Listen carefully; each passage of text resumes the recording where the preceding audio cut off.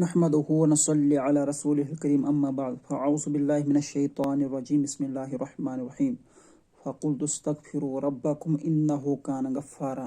محترم حضرات، آج میں آپ حضرات کو ایسا وظیفہ بتانے والا ہوں کہ جس سے دولت کے انبار آپ کے گھر میں آ جائیں گے، جس سے آپ کو خوشی ملے گی، راحت ملے گی، بچے ملیں گے۔ تو بہرحال حضرت مولانا شیخ الہند ان کے پاس رحمۃ اللہ ان کے پاس ایک آدمی آیا، کہا کہ حضرت میرے گھر میں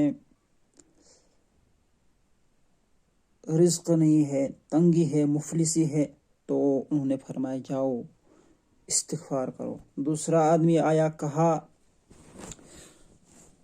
جب آدمی آیا تو کہا کہ بھائی میرے گھر میں بیٹے نہیں ہیں، کچھ بتاؤ ہمارے گھر میں بچے ہو جائے۔ کہا جاؤ استغفار کرو۔ تیسرا آدمی آیا، کہا کہ میرے گھر میں جو باغات ہیں، روزی ہے، وہ ختم ہو چکے ہیں۔ کہا جاؤ استغفار کرو۔ اسی طریقے سے چوتھے نے کہا کہ فلانی چیز نہیں ہے۔ کہا استغفار کرو۔ پھر مریدین نے پوچھا کہ حضرت آپ نے ہر ایک کو استغفار کرنے کے لیے، کوئی بچے کی خواہش رکھتا تھا، کوئی ایسا وظیفہ جس سے روزی میں برکت ہو، تو آپ نے استغفار کا بتا دیا۔ تو انہوں نے بتایا یہ میں نے نہیں بتایا بلکہ یہ خود اللہ نے بتایا۔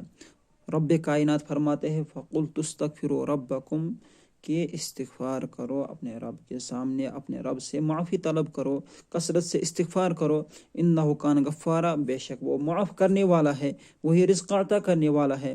تو یرسل السماء علیکم مدرارا، جب استغفار کرو گے تو اللہ تعالی رحمت کے، برکات کے انبار آسمان سے برسائیں گے۔ وَيُمْدِدْكُمْ بِأَمْوَالٍ وَبَنِينَ، اور تمہارے مال کو بڑھا دیں گے اور تمہاری اولاد کو بڑھا دیں گے۔ وَيَجْعَلْ لَكُمْ جَنَّاتٍ، اور تمہارے لیے باغات بھی باغات کے برکات بھی تمہیں برکاتوں سے بھی نوازیں گے۔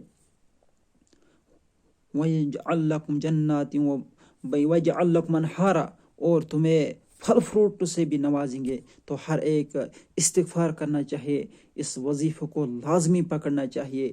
یہ سب سے مجرب وظیفہ ہے جو خود اللہ نے انسان کو بتایا۔ وآخر دعوانا الحمدللہ رب العالمین۔